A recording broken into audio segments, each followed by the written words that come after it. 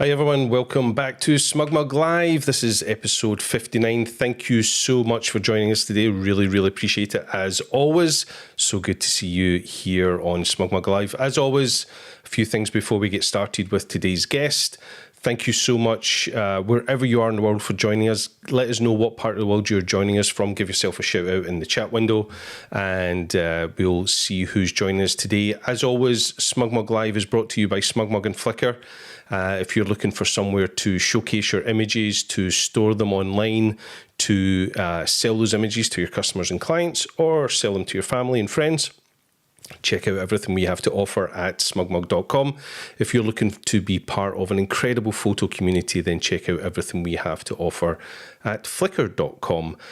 Would love it if you'd hit that subscribe button and that little bell notification. That way you'll know about any episode we have coming up here on SmugMug Live. But for now, let's jump into the show and see what we're going to talk about today. We're going to be joined by someone who's no stranger to the show. He's been here before, my dear friend Neil. Hi, Neil. How are you? I'm good, Alastair. How are you?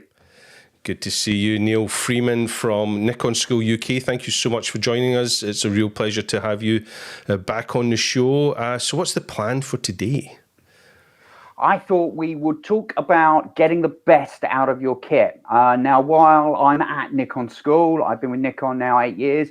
I was a professional photographer before I joined Nikon, so I've got experience of shooting a range of different brands as well. I've shot all sorts of different types of photography in my career. We teach all sorts of different workshops as well. So a lot of our creative workshops as well, you don't have to have a Nikon camera to come on them. If we're doing landscapes or wildlife or things like that, they're creative courses. So we can work with everybody, and we can create or teach techniques and sort of how to get the best out of your camera. That's what I thought we'd talk about today, getting the best out of your camera, regardless of the genre of photography you shoot. I know we can talk forever about cameras, can't we?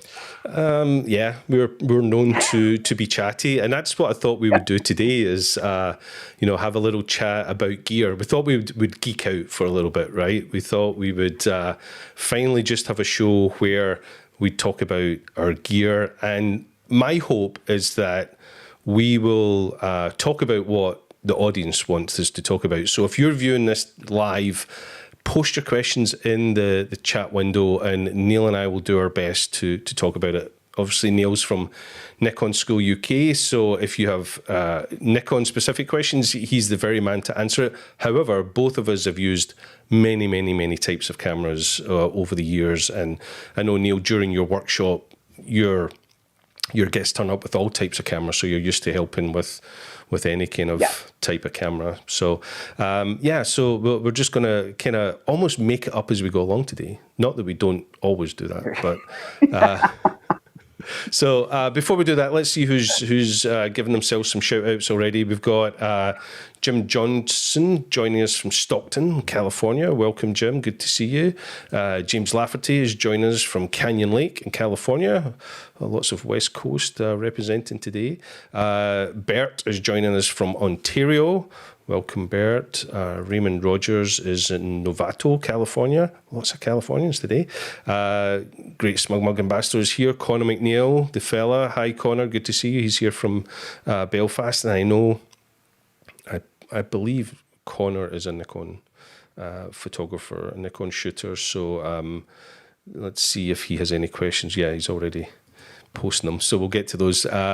Rich Purcell says hello from Connecticut in the US. Gary Monroe says yo Gary. Rich says hello from Florida. So lots of people joining. Thank you so much. It's always great to know that there's someone out there and we're not just talking to ourselves. Although we can do that as well, right, Neil? Well, we can do that. We can talk all evening about cameras, can't we? So great to see everybody.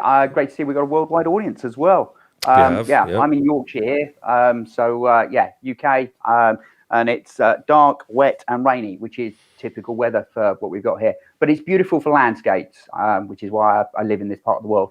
Yeah, funnily enough, it's exactly the same here in Scotland right now. Dark, cold, miserable, but I believe it's a lot nicer back at headquarters in San Francisco.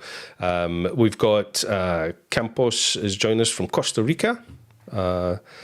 Campos, great name. C1RL4S54. Sounds like a file name, which is pretty cool. Right.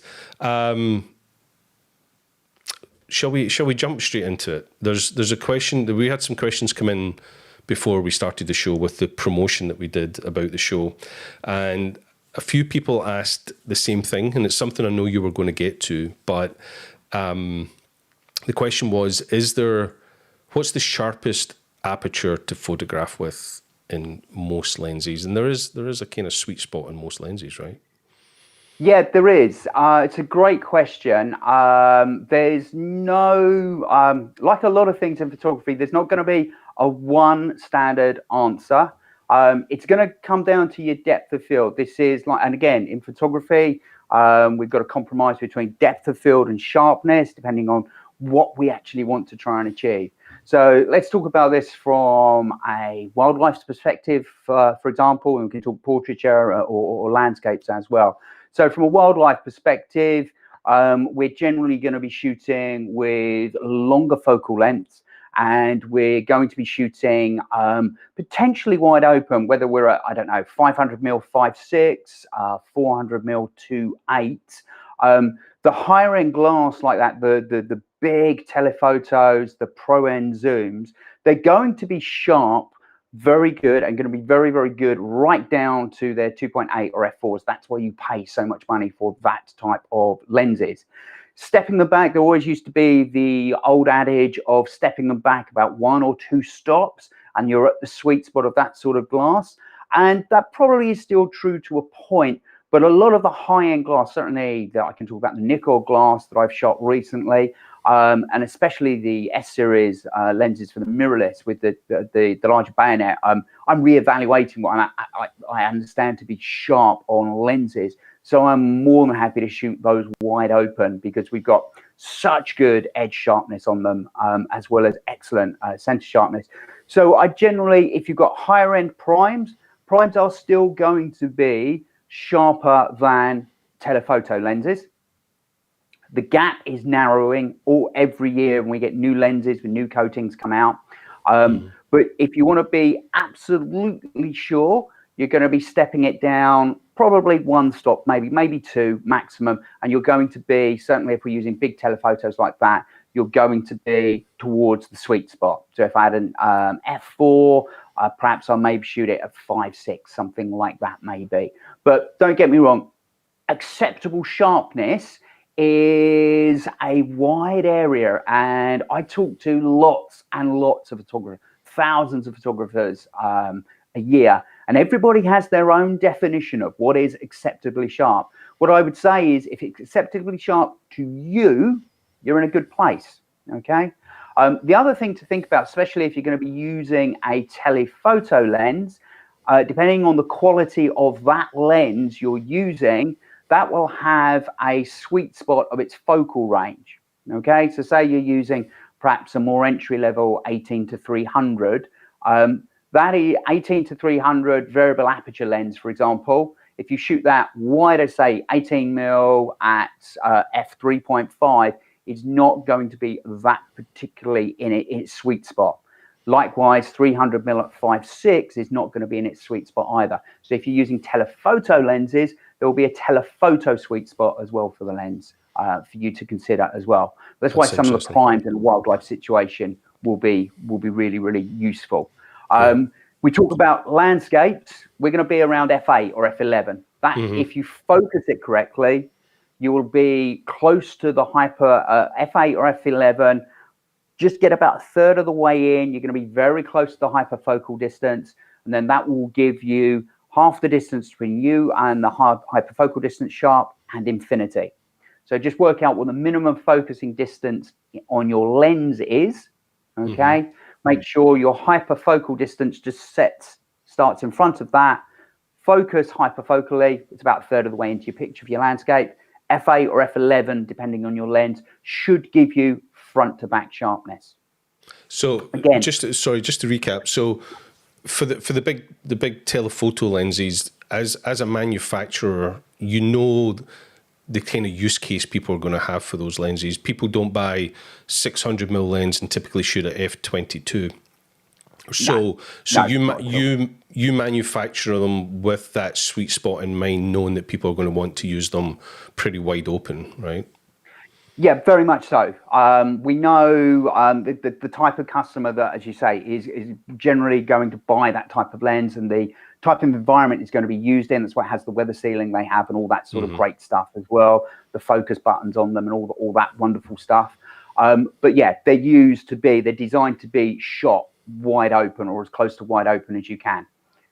That's cool. But the other thing you mentioned there that was quite interesting, a zoom lens, that sweet spot's going to vary throughout the zoom length of the. It will do, so it yeah. won't have one specific sweet spot. It'll depend on the focal length that you've zoomed into.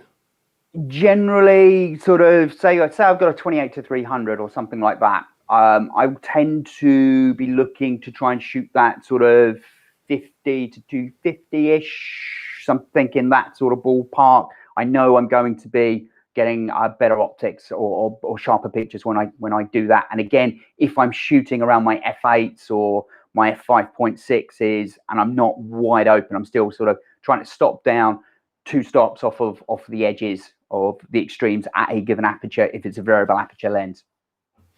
So it begs the question, and it was a question someone actually asked, was if the sweet spot's f8, f11, why do they go up to f22 or f whatever? Well, that's a great question. We get that one all the time. It's sort of because we got to get onto the question here about diffraction as well, which leads in really nicely to diffraction. Back in film days, we didn't notice this. Film, I don't know if you've looked at your slides recently or any of your old negatives or prints and stuff like that. I'm not that old. I didn't I believe you, honestly, I do. When we went into lockdown, what I call lockdown version 1 in May and sort of time, I got some of my old slides, Fuji Velvia out, and we have a slide scanner that goes with the D850, and I was writing a couple of blog posts on it, and I was scanning some of my Fuji Velvia slides that back in the day I thought was the pinnacle of sharpness and just looked amazing. And I've scanned them in, and film is a soft substrate compared with modern day digital sensors. We didn't notice sort of things like diffraction and stuff. We just couldn't see it. Modern day digital sensors, especially if you're on big megapixels, like we're talking 45 megapixels, 36 megapixels, those sort of megapixels, they're a bit unforgiving if you don't have the right technique with them and you're not choosing the sweet spot in your lenses. And we were talking there, I just mentioned diffraction as well. For landscapes now, you just don't shoot beyond f11. Certainly on talking about looking at some of our 14mm, 14 to 30, 14 to 24 on the mirrorless cameras, even on the f-mount lenses with, say, the D850, the 1424, 1635, you wouldn't go beyond it. Well, you could, but your overall image quality is going to suffer if you step that beyond f11. F8, f11, that's the sweet spot. There'd probably be one instance where you might step that forward and go up to, say, 18 or 20, and that would be create a sort of starburst effect without using additional filters on a pinpoint light source in a cityscape, or you've got the sun dropping over the horizon maybe, and it's just going to starburst. You got a sunrise or sunset. Then, yeah, F18, F20 is going to create that effect for you, but you are sacrificing overall sharpness for the rest of your picture. Yeah, well, photography is all about compromise, right? So Connor came back with a comment about why we should use f22. He says he'll sometimes use f22 when he's too lazy to go get his ND filters out his bag. And it is that's kind of when I find myself up there, is when there's no other option, right? Typically, if you're trying to get loads of depth of field and f8, f11 isn't enough, then nowadays we'll focus stack. So we'll take several images at different focal lengths.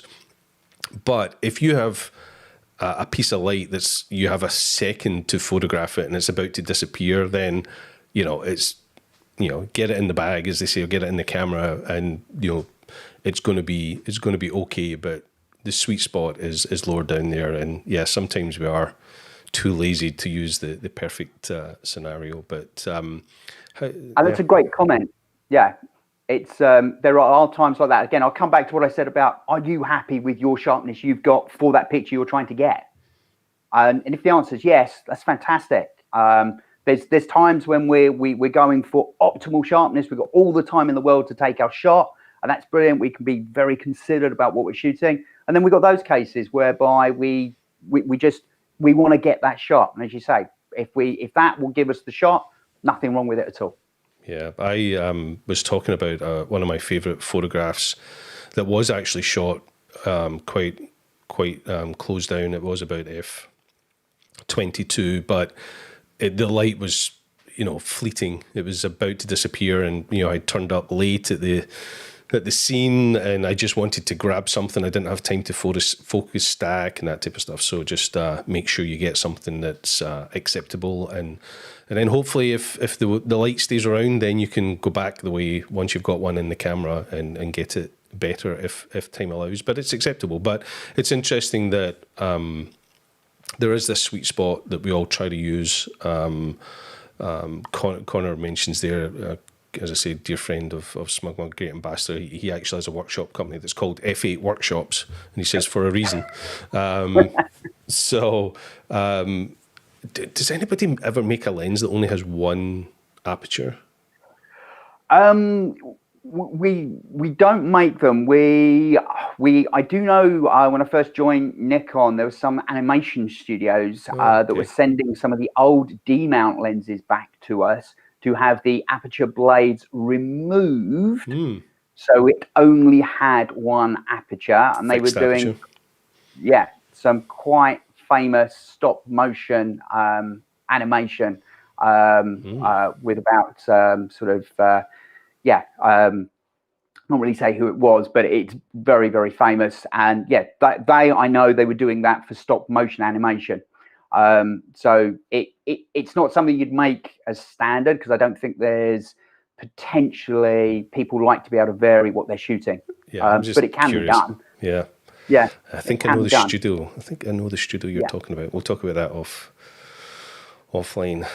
The other thing we're talking about here, which we've not discussed, which I always think is fascinating, I love shooting with them, again, if I have all the time in the world, would be a tilt shift lens, and tilting it and getting infinite depth of field still at 2.8.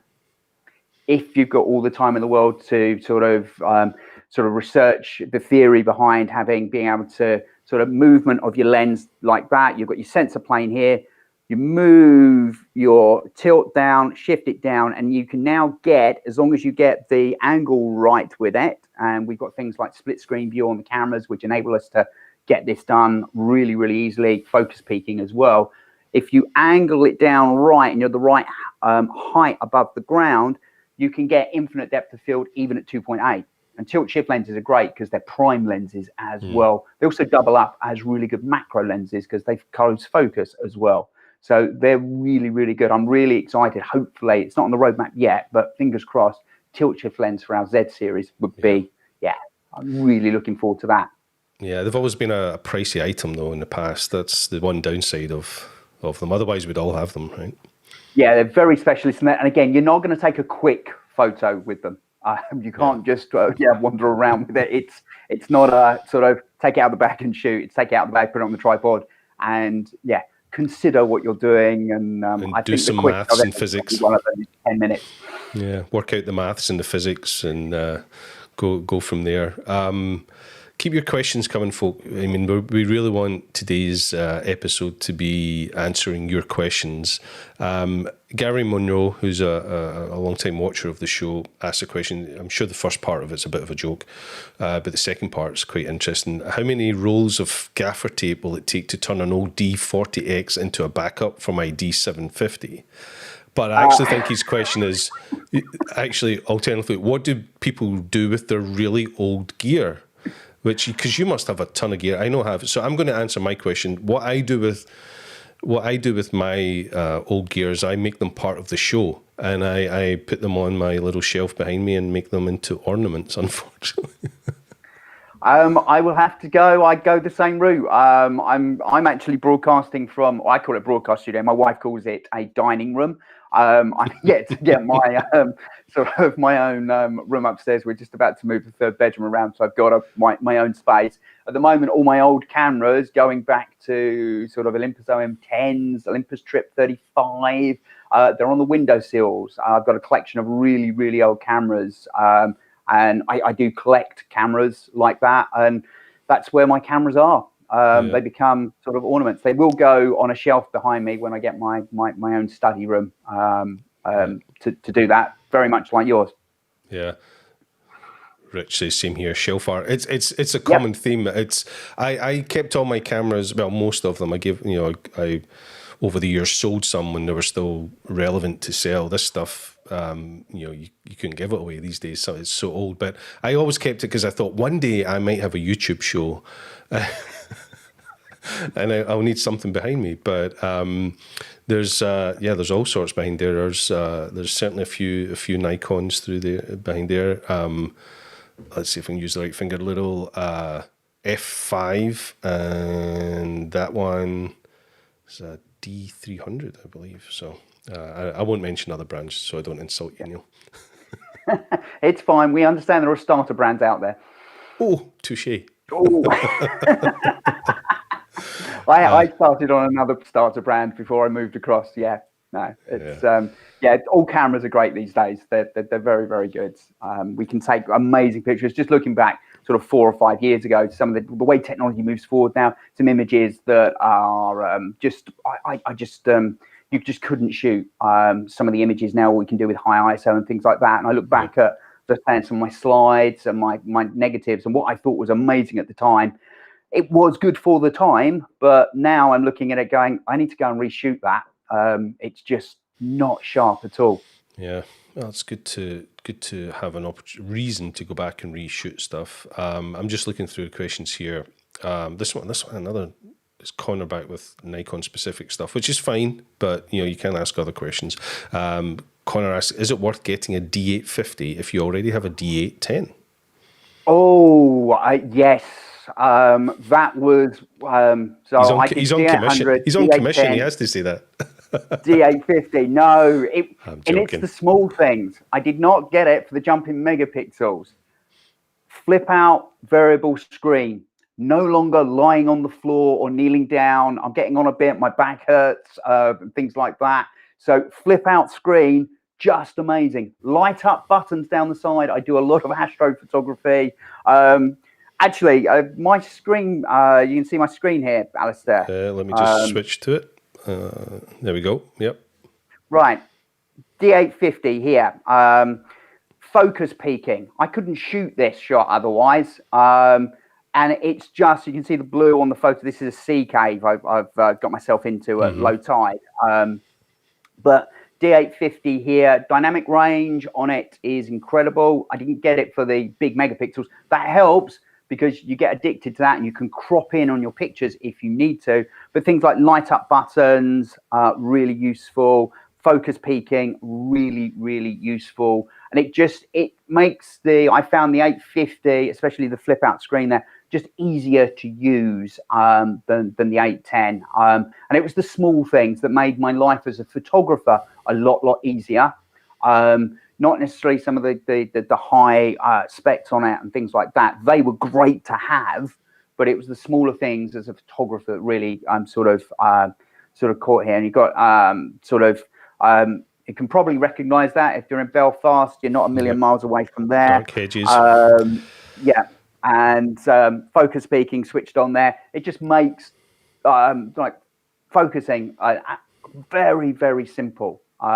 Highlight the areas that are sharp and away you go. You get a real time. We were talking about depth of field. What's the optimal aperture? I can see what my depth of field is in that shot. I can see it sharp front to back because it's showing in the contrasting color. Things like that just make your life easier. Yeah, what you're saying is all the things that make it easier as we get older are what you like best about them. Very much so. Flip out screens to save our knees and our backs, light up buttons so we can see them, all those things that help us as we get older in life. Oh, he's come back with a follow-up question. Keep them coming, folks. Follow-up question. Does anyone have a second-hand D850 to sell me on the cheap? There's probably quite a few out there, because I know a lot of people are stepping up to mirrorless from their 850s as well, Z7, Z7 IIs as well. So there are quite a few out there at the moment. I know a number of people this year who have upgraded and who have moved. I never thought I'd make the move from 850. It is an astonishingly good camera to mirrorless. But again, mirrorless, smaller, lighter, same feature set that I've got for what I need, which is portraits and landscapes and a bit of wildlife. My mirrorless does that all for me, enables me to shoot all of that. So I'm not, I thought I'd really miss my D850, but I'm not. Yeah, great camera. There are quite a lot of them out there at the moment. Yeah, I guess if you've, invested a lot in lens technology and stuff, then, you don't want to maybe change to the Z series too quickly. Then the 850 is a great upgrade from the 810. It is, but you've got the FTZ adapter, so you can switch across, so all your old lenses do work. And in some cases, if you've got lenses that don't have vibration reduction on them, the inbuilt stabilization on the sensor, when you move across to mirrorless, that actually now gives you in effect a vibration reduction enhanced lens, because you've got it built onto the sensor. So there are benefits of going that way. And again, that's one of the things we made the FTZ. You get no fall off in performance if you use your older F mount glass on the Z series camera. So it's a seamless transition, really. Connor, it sounds like I should put you in direct touch with Neil and have a little chat about your upgrade path for sure. Yeah, but feel free to DM me on Instagram if you want. We can catch up and have a chat, or if Alastair want to share, put us in touch. More than happy to talk cameras and sort of options as well. Okay, let's see. Gary asks, what is the one thing you find is still missing from DSLRs that you wish would be added to them? Coffee machine. That's a great question. I'm not sure I can answer that. Espresso machine on the side for when you're out in those cold landscapes or something like that. Yeah, that would be a good option. I've never found a feature that's not on my camera that I suddenly feel that I can't shoot. I don't know. Perhaps it's because I came from film cameras, and in relation to the digital, the modern cameras we have now, they were very, very stripped back. We were on a workshop a little while ago, and one of the delegates handed me an FM2 and said, "Could you teach me how to use this?" And I had to look at it and go, "Yes, I did know how to use this once. Let's have a quick recap." Took a couple of frames and he scanned them and emailed them to me. They came out. They were sharp.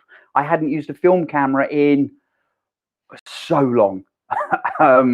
But I can't think. I've never got to a situation where I think I used to moan about not having light up buttons. That was something I liked. Well, something I didn't like about my 810, especially doing astrophotography.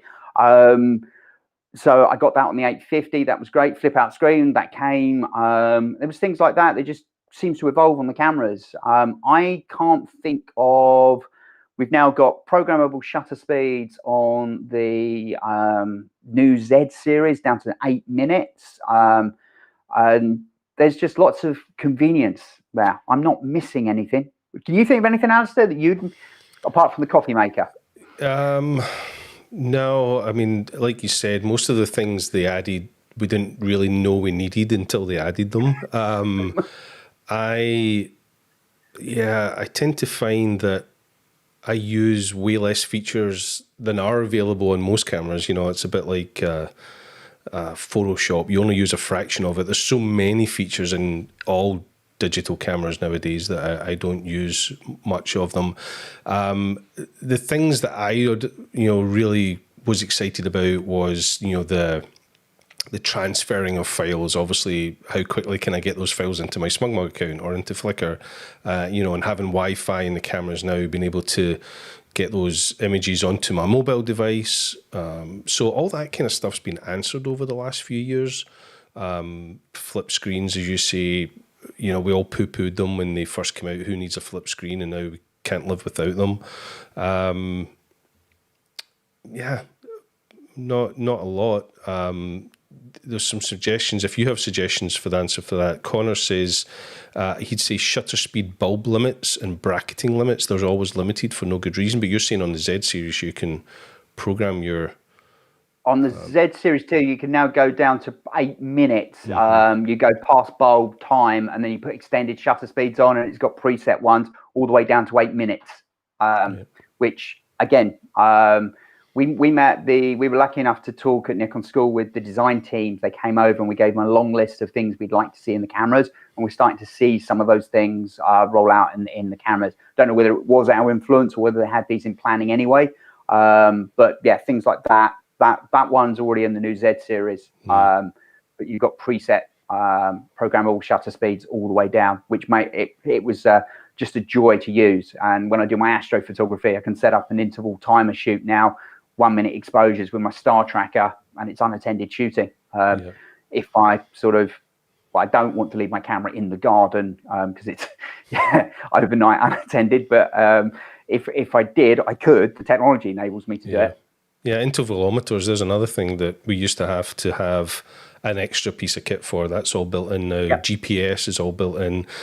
Gary, who asked the question, came back and he says airbags to protect it when it drops, and floating or better, faster wireless connection. Yeah, I get that. That's all improving. But I guess things like weather sealing and that type of stuff, there's still a lot of work can be done there. I know they're getting really good, but they're not invincible. But again, it's a compromise between taking a tank with you and it being usable, you know. So yeah, well, you mentioned things like your F5 and things like that, or the build quality. Like, so those film cameras were, you used the word tank. They are built like that. The D5, D6, and things along those lines. Those higher end cameras. I used to have a very, very high end when I was a pro. My first high end camera was 1DX actually. No, 1DS. And again, they're big cameras. They're built to take everyday usage. And like the D5, D6s are sort of built like that. That said, the first prototype Z7 I had one of the first ones in the country. It was given to me or loaned to me by the product management team. I was doing my low and close shooting. And I was you'll often see me with a camera in a situation like this or like this. And I was actually at, I was on a coastline, and the waves were around my ankle height. And then suddenly one was about knee height and it went over the camera. And it still works. They're not waterproof, and there's salt water on it, which is just, that and electronics is that's not a good combination. But dried it out in the room overnight. I was a bit worried about it. But turned it on in the morning, absolutely works, still works to this day. So I'm not saying they can have salt water over them. That's not recommended at all, okay? But yeah, they can, in situations like this, I'm more than happy to do that and put it in situations like that. Yeah, and now we know why Neil never gets a pre-production camera ever again from his employers. This is a one-off, Neil. It's the only one in the country. It's worth $1 million. Gets a wave over the top of it. All right, let's see what other questions we've got. Right, folks, come on, get your questions in. That's how we're going to run the show today. But Neil, you've got some other images on screen there that we can maybe jump to with some tips and tricks.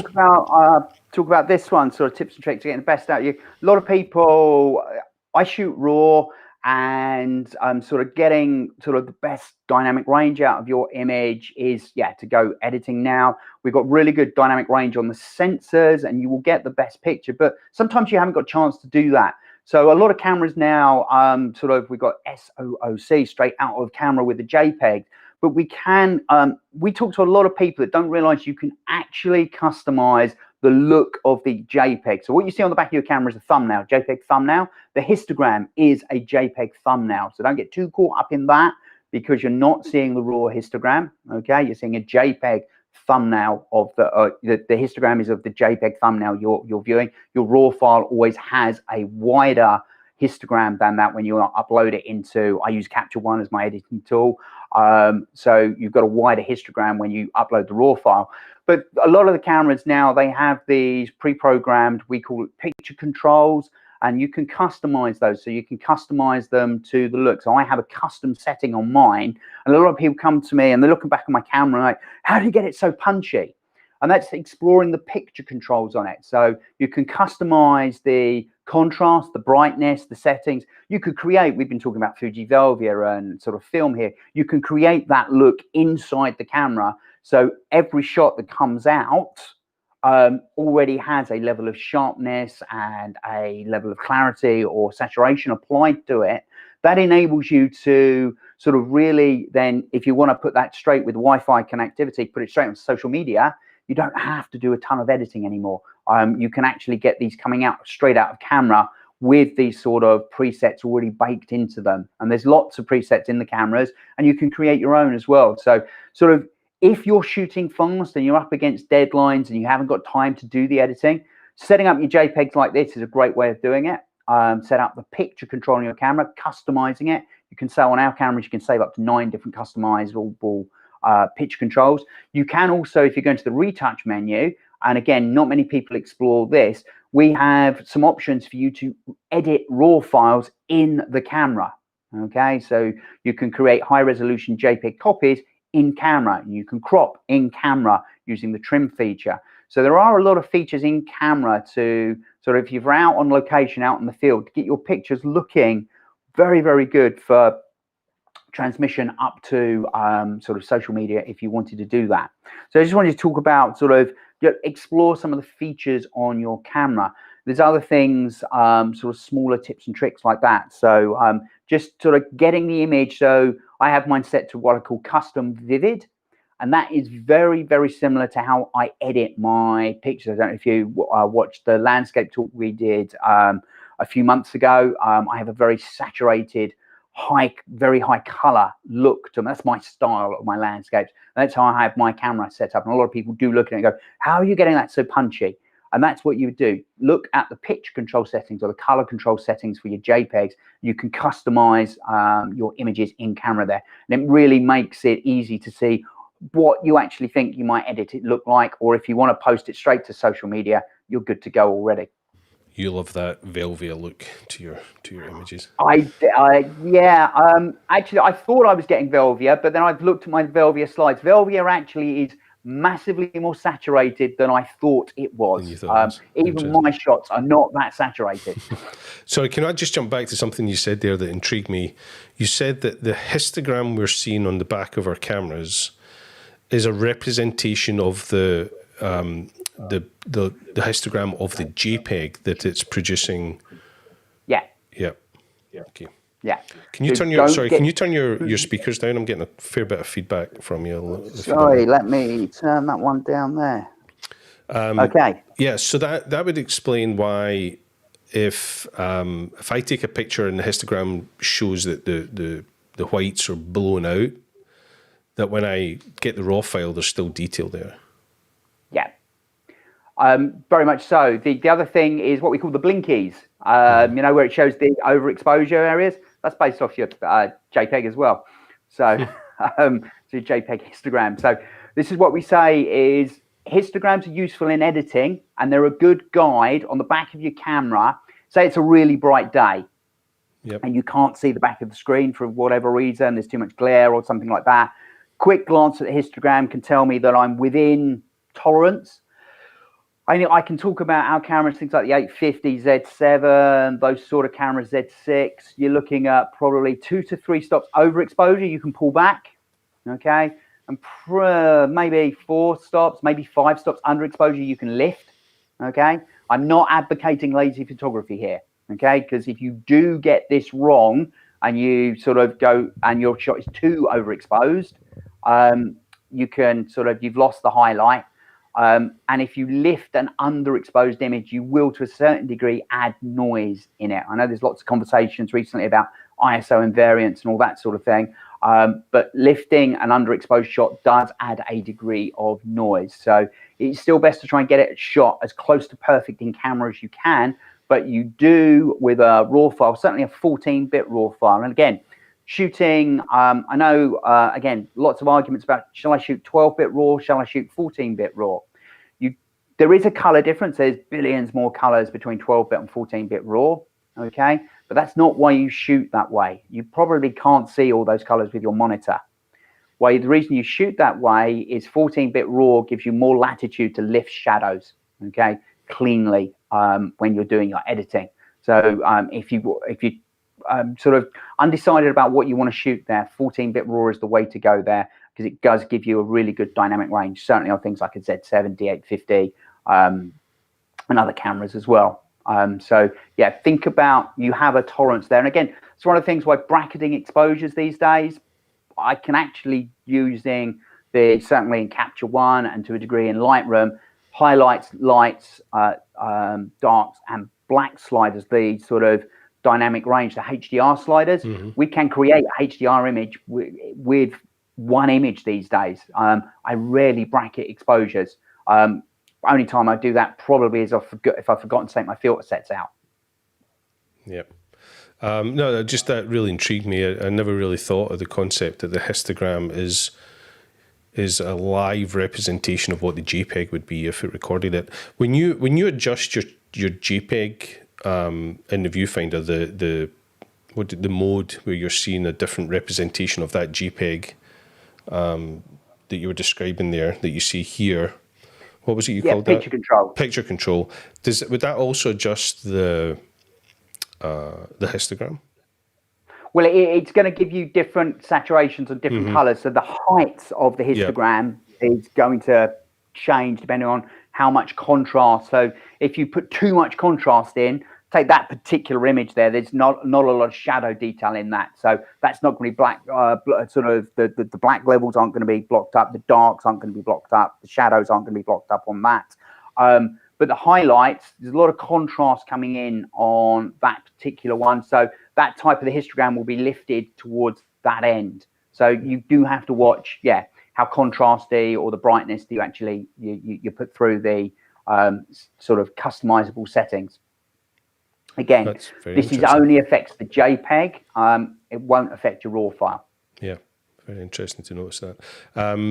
You have another image there where we're actually talking about using filters, the NDs, that a few people have mentioned in the chat. Do you have some tips and tricks for filter usage? Yeah, one of the great things here is one of the questions we get asked all the time is sort of, why have you got that on an angle? Okay, I know the person who shot the BTS image shot it on an angle, but my filter is on an angle because the mountain slope coming down the other side. Your filters don't have to be put in level, certainly if you've got a drop-in system. Pros and cons of using filters are, again, I know I talk to a lot of photographers like ND filters, don't need them, grad filters especially, don't need those. I still think there is a place for ND filters, okay? We need to block light coming into the camera. We need to give us our slower shutter speeds. That is very difficult to do in post-process. And if you're going to do that, that takes an awful lot of time as well. I'm still not convinced you get this similar. I've seen some people that have done a lot of work on that, and just the image to me, and it's just my opinion, doesn't look the same as if I'd shot it with an ND filter. I carry a 3-stop ND filter, a 6-stop and 10-stop. I could probably take the 6-stop out of my bag. I don't use it all the time. Grads is the one where we have the biggest level of discussion. There's a lot of people, again, I talk to say we can do this in software, or I could shoot one image for the foreground, one image for the sky. You could do that if you've got no movement in it and you're prepared to do the blend. You could shoot 3 or 4 exposure bracket and sort of put those together if you wanted to do that. Again, I much prefer trying to, perhaps it's because I've come from shooting film, I much prefer to try and get it right in camera. That's just me as a photographer. There's nothing wrong with sitting in front of a computer. I came from the computing industry years and years and years ago.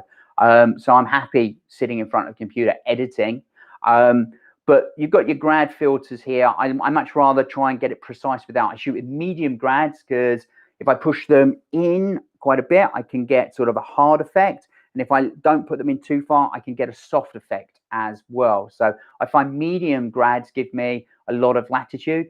I've just taken my 0.6 out of the bag because I wasn't using it. I like quite dark skies with my grad. So I use a 0.9 medium. I've got a 1.2 medium, and I've got a 0.9 reverse for those rare occasions where I'm out doing coastal photography and we've got nothing on the horizon and the sun is low in the horizon there, and we can sort of taper it off up to the sky. So carry 3 filters like that. So I still think there's a place for physical grads, especially if you've got very high dynamic range in your shot. I'm talking about having the sun in your image, for example. You can quite easily sort of go beyond that sort of 2-stop upper limit you've got in your camera there. And if you've blown the highlights in the sun, that's never coming back. What I will also do is, in fact, in software like Capture One, I will actually put software grads on as well, just to finesse the sort of detail and sort of maximize the detail I get out of the image as well. So I use both software grads and physical grads, but I feel that if I haven't shot it with the physical grad, I don't have that information there to work with in software. Yeah, I love photographing with grads still. And as I say, I hear that debate all the time that we don't need them. Technically, that's true. But I always find the software side of it frustrating when there's, you know, a tree in the sky and all that type of stuff that you've then put a grad across. I also just really enjoy the fieldcraft aspect of using a grad in the field and getting it as, you know, good in camera as I can. So I do enjoy that fieldcraft. I love gear, so having another set of gear is always good as well. I'm still a big advocate for filters of all types, especially grads and NDs, of course, and polarizers. And again, I think that's quite correct there with the fieldcraft. I learned a long time ago. I'm still using sort of the physical tripods. Yeah, okay, I can using the inbuilt stabilization. I can handhold if I'm thinking about it really carefully. I'm down to about ½ a second if I'm really steady on a wide angle lens. Is it going to be as sharp as my tripod based shot? No. Is it good enough? Yeah, it's okay. And I might have to take 2 or 3 to get the one I really want. But I think what you mentioned there at fieldcraft is so true. I learned a certain way, and I like that way of shooting, and it makes sense to me. And this is what, when we talk to people at Nikon School, come up with a way of what makes sense for you. If you like exposure bracketing, great, that's fantastic. If you want to exposure bracket and then focus stack your images because you don't want to shoot or your lens doesn't have a sweet spot or you can't find it, just focus stack a set of images. They're all viable techniques, and they all will give good images. It's just finding the one that makes sense to you. As I say, photography is one of those things that there's not necessarily a right or wrong. There's many different ways of getting there, and different camera settings will give you sharper images than other camera settings. But if it's good enough for you, I'm a big advocate of shoot for yourself. I think people forget that a lot. Shoot for yourself, make yourself happy. Unless you're being paid by clients, you've got to make your clients happy as well. Yeah, shoot for yourself if this is a hobby, or so you're just out shooting, and to make sure you're enjoying what you're shooting and you don't get too caught up in the pixel peeping and getting right into the technicalities of it. I don't know what you think about that, Alastair. No, I agree. I mean, for me, most of my enjoyment of photography is in the taking of it. So being out there, getting the settings right, using the gear correctly. I find that as much as enjoyable as having the final image, and certainly in many instances more enjoyable than editing it. So yeah, I love that. Another thing I wanted to mention that you have in this image, which is another piece of gear and another piece of fieldcraft, if you like, is you have I see all your cameras have L brackets on them. I'm a big advocate of the L bracket. Yeah. This is a 3-legged thing, L bracket. There are many makes out. I've used a Kirk Industries one as well. But yeah, L brackets, they're great. I've got them on my camera here. It enables me to go from horizontal and I'm focused, say, for example, a shot there, and I'm here, and I just unscrew my tripod head. This is an Arca Swiss mount. And if I now want to go vertical, I do that. I've not changed the focus plane, so I don't necessarily have to refocus. All the weight is now still down the middle of the tripod as well. So this isn't going to go anywhere. Back in the day, when we had the tripod quick release plates, you'd undo it, you'd go through the notch in the side and you'd move it down the side there like that. And then if you've got too heavy a lens on it, it starts to unscrew like this gently while you're doing your long exposure. And not having any weight under it, your tripod can tilt this way. Oh man, the days of unscrewing tripod plates. These, and I just love them now. Yeah, I've forgotten about the days when your camera would suddenly start unscrewing itself from your tripod. Because now we all use L brackets. Done that, and we still see it on workshops, and sort of we say to people, "Try one of these," and like, oh my, I'm really surprised not sort of still people don't know about these things. They are really good, really good. Yeah, I really like these three-legged thing ones. I've got two cameras in my bag here. I've got the Z7 one has got the orange on it. The Z6 one's got the grey one on it, so I can see at a glance which cameras I'm picking up, whether I'm in filmmaking mode or whether I'm in landscape portrait mode.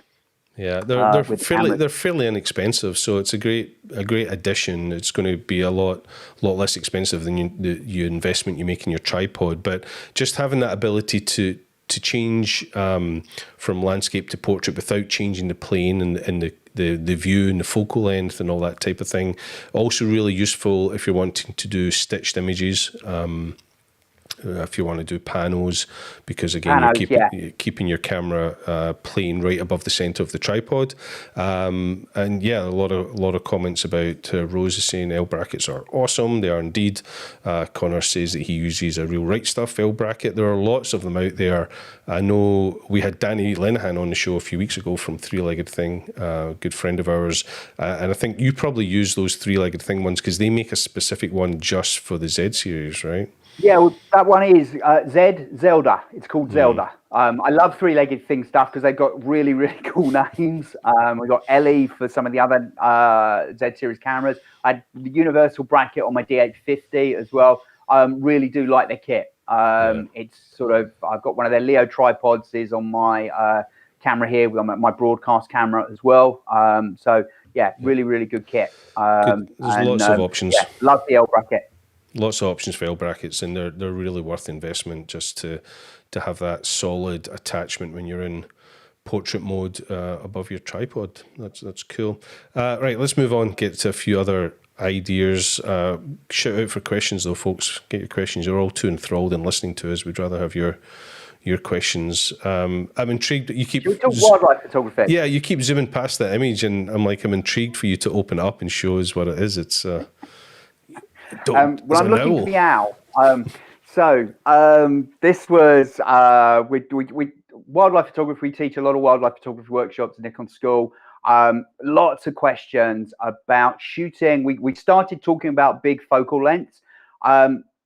Reciprocal rule. Again, this was drummed into us when we're on film cameras. Your shutter speed has to be equal to or higher than the focal length you're using. We see a lot of people talk to us about, I don't like the autofocus system. My pictures aren't sharp. When actually it's got nothing to do with autofocus. The autofocus is fine. They focus perfectly. They've just used the incorrect shutter speed. And we see this a lot. So the guide rule is reciprocal rule. If you're handheld, your shutter speed should be equal to or higher than the focal length you are using. Okay, so for example, that's a 70 to 200 I've got there, and at the 70 to 200, if I'm at 200 mil, I should be 200 to the second or higher, 300 a second, 400 a second.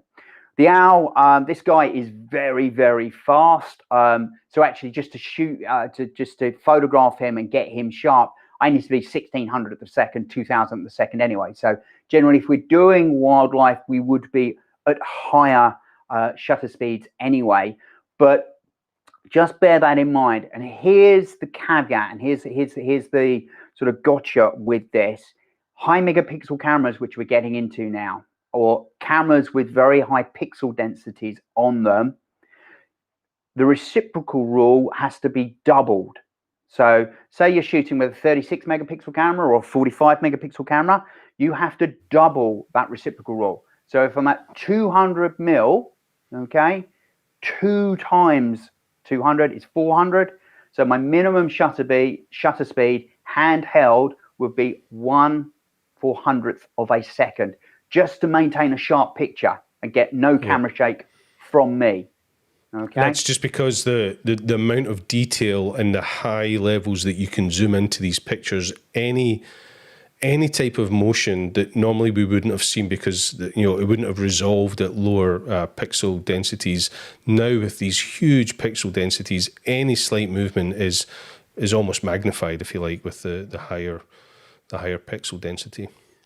It is very much so. Now, we've got some great technology. I mentioned earlier to cameras with inbuilt stabilization or VR on the lens, or both, depending on which lens sensor combination you're using or camera combination you're using. Now, they can help you get away with, and I'm using the word here, get away with. I'm not saying we'll get you astonishing shots. I'm saying get away with, perhaps breaking the reciprocal rule. Okay. So you can, if you're using the inbuilt stabilization on the sensors or you're using the VR modules on your lenses, you can start to break this rule if you want, and you might get away with, say we're at 200 mil, you might get away with on, say, a D810, D850, you might get away with, I don't know, 320th of a second, maybe, if you're super steady, maybe 250th, okay? On the Z series, because we've got the stabilization, or any cameras with stabilization on the sensor, okay, that's working in conjunction with the lenses, on the 200 mil, 70-200 on the Z series, we can, if you're really steady, you can get it down to a 40th if you're really, really concentrating at 200 mil. But again, that's for a static subject. You wouldn't do, well, you do it for the owl here because he's not flying at the moment. But if you really wanted to, the new technology, again, is really helping in this regard for static subjects. But things like wildlife photography, the key thing here is your shutter speed. Make sure it is high enough. And when you're focusing, make sure you're keeping the focus points on the subject as well. And back button focusing. We talk to a lot of people about back button focusing. That will increase your hit rate on your wildlife photography or any action photography. You'll go from sort of 5 out of 10 shots maybe to sort of 8 or 9 out of 10 if you start shooting with back button focusing. That's one way of really getting the best out of your gear you've got when you're shooting. Can't recommend back button focusing enough. Do you shoot like that, Alastair? I don't, but I'd love you to expand on that a little bit, because I did for a long time when I was in my previous career as a wedding photographer. I always used back button, but now I've got older and lazier, so I don't. But could you expand on the audience just about why it's so beneficial? Yeah, right. So I've got my camera here. Okay, I've not got a big lens on it. Back button focusing. So on the back of your camera, you'll either have a programmable button. On our cameras, we have an AF on button here. Okay, just under my thumb there. We've got the joystick control here. So this is ergonomically designed. So we go from move your focus point around here, then up to the back button focus, and then shoot on the front. Okay, so it's a seamless, the ergonomics. I just love the ergonomics of how that works. Move my focus point around with my thumb, focus, and then shoot. Now, back button focusing, why do you break the link between half depress, shoot, to focus and shoot only? Okay, so you focus on the back here and you shoot only on here. You turn off the half depress, okay? The reason you would do that is when you're shooting fast moving subjects, okay, or you're tracking something, you half depress your shutter and then you follow through to take the shot. Nobody ever then comes back up half depressed. You shoot and you take your finger off, don't you? Or you shoot a burst again, and you never go to that middle half depressed state. Okay, so you get caught up in the moment, and you don't always give the camera. The autofocus systems are fast, but sometimes you just don't give them time to reacquire. You're more about shooting. Back button focusing, now it really comes into its own in action and sports, but once you've got your muscle memory, it slows you down in a good way for portraits and landscapes if you want to use it for that as well, if you're not using focus peaking. What you do with back button focusing is you would you program your button on the back of the camera here if you haven't already got a back button focus button, and you put your thumb on there. And while your thumb is on that, the camera, as long as you are in our terminology, AFC, autofocus continuous, as long as your camera is in autofocus continuous and your subject is still under an active focus point or focus points, the camera is now continually tracking and focusing. So all I'm doing with the shutter button is shooting while I'm continually focusing with my thumb jammed on the AF on button. Okay. So that gives me that continual focus by doing that. And now all I'm using is my shutter to shoot. Okay. That way your hit rate just goes through the roof. Yeah. It's interesting. You described it there as, disconnecting the focusing and the half press. But I also used to describe it as disconnecting the brain from that half press button, because as you said, in the heat of the moment, irrelevant of what you photograph, there's always that moment of excitement, when something's happening and you want to use, take that image, you get caught up in just firing off the shots and you forget that there's an actual, there's a mechanism that you're meant to be doing, you're meant to be focusing, and back button just makes all the difference to that hit rate, as you say, the success rate of getting those images. It does take a bit of memory muscle though, and trying to disconnect from everything you've learned in the past. But once you do, it's an awesome system. Yeah, I was going to say, you're so right there, Alastair, on that. Don't go out tomorrow and shoot a client job just going straight Practice. to try and back button focus, because you haven't got the muscle memory to go there to focus. So don't turn off your shutter button focusing, because you don't have the muscle memory to go to your back button focus. And when you press your half to press, if you've turned that off now, you're not going to get anything in focus. So we tend to see the feedback we get. It takes about a month from delegates once we've explained it to them to have it and get that muscle memory to use back button focusing. And again, you're talking about disconnect between sort of the brain and the focusing there.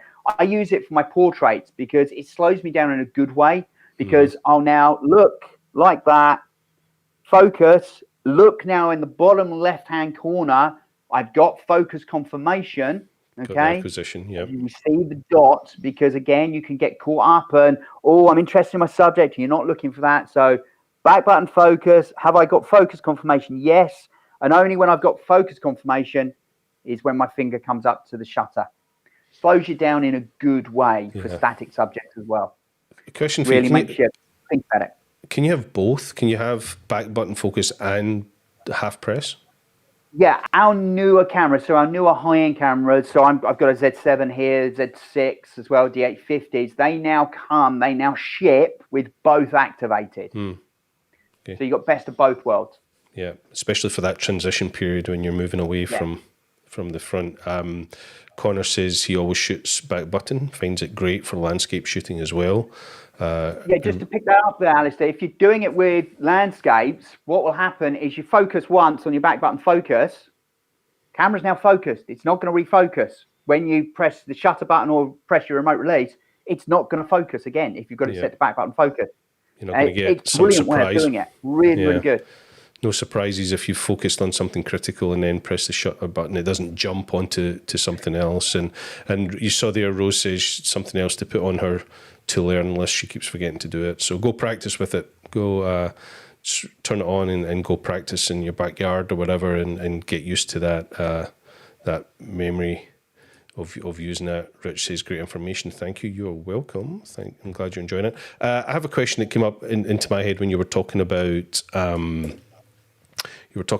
image stabilizing. So now with your Z series at Nikon and other people have started to do this, you now have in-body stabilization. But we also have lenses that have VR, so stabilization in the lens. Do they fight each other, or do they know each other's there, or do they work in tandem? What's the deal there? It's complicated. That's why we have you here. Depends which lens combination you've got. Some do, some don't. Some have got 3-axis, and you've got pitch and yaw. And so let's take, for example, the new 7200 f2.8s doesn't have a VR switch on it. So the way you control the VR in the lens is by turning on and off the inbuilt stabilization in the camera. So it's either all on or it's all off. Okay. And again, some of the newer lenses now, one of the older things on DSLRs was when you you put your camera on a tripod, you had to remember to switch off VR, because otherwise you could not get sort of a sharp, it could affect the sharpness of your frame. These days, with some of the newer 7200, for example, it knows it's on a tripod and it parks itself. Okay, so you don't have to switch that off now. So technology, we were talking about sort of what are we missing on cameras? These little things are just making our lives easier and easier. And I love all these little things, because the more I don't have to think about what's going on in the camera, like metering. I can't remember the last time I really thought about metering. The camera just does it now. The more the camera does all this heavy lifting, the more the more time I've got to look at the light and the composition that's in front of me, because ultimately light and composition is what's going to differentiate your pictures from somebody else's. And the more time I've got to spend looking at the light or the composition and not worrying about the heavy technical details of the camera, I think that's all the better. I'm a creative photographer that knows some of the technical aspects. So yeah, some of those lenses, it really does depend. We've got about 360 lenses you can put on your Z series, and there's all sorts of different combinations inside that as to which ones will work, which ones won't work. Yeah. So sorry, I can't answer that one accurately. It depends. If you want to find out on your Nikon kit, email us at Nikon School, and we can give you a specific answer to your specific kit. But we could be here all night discussing that. But the technology is moving. It is a really good question, though.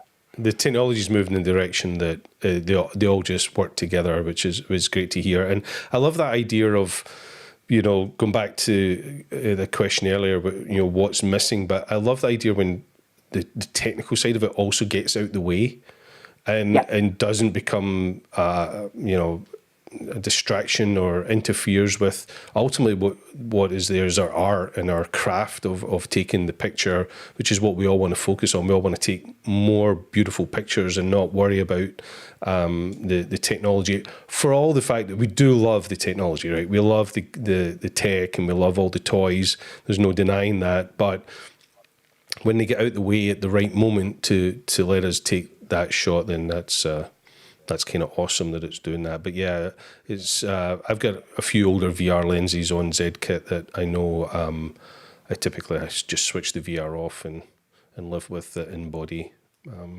So I think we're going to wrap things up. We've been blethering away here for well over an hour now. Thank you to everybody who's posted those questions. It's always great to run these shows based on the things that you want to ask myself or the guests, so we really appreciate that. And Neil, thank you so much for your time again, for the third time here on the show. Really appreciate it. Yeah, pleasure being here. It's always a pleasure to talk to yourself and sort of to everybody that's viewing. Thank you so much for tuning in and asking all those great questions. We're available at Nikon School. If you've got Nikon questions, drop us a line. We're doing online courses now as well, so it doesn't matter where you are in the world. Have a look. If there's something interesting there, sign up to it if we've got it, and you're around in the time zone when we're actually running those particular courses. So thank you very much for tuning in and spending what is in the UK an evening so far, the early part of your evening. Yeah, I tend not to mention the time of day because we do, have so many people joining us from all over the world, and I appreciate your time wherever you are in the world. We really appreciate you joining us. Neil, look after yourself. Good luck with all the online stuff. I know you're still all online at the moment because you're not out in the field doing the workshops at present, due to the pandemic still, correct? Yeah, we are. We're just starting to plan with the sort of news around the vaccines and all that thing and all that great news. Hopefully, we're looking forward to location courses and a lot more of them in 2021. So just starting to plan that now. So we're all looking forward to that, but we're online for the moment. Yeah, some light at the end of what has been a very long tunnel this year. Here in the UK, we started giving out the first vaccines today, which is exciting. Let's hope that programme gets rolled out all over the world as quickly as possible, and we can get back to doing what we love, being outdoors, taking photographs, travelling, all that fun stuff. But Neil, thank you so much. Look after yourself. And, thank you to those of you who have been watching today. Really appreciate it as always. Ask you that favour to hit that subscribe button, hit that little bell notification. That way you will be notified whenever we release another episode. We're heading towards episode 60. I can't believe it.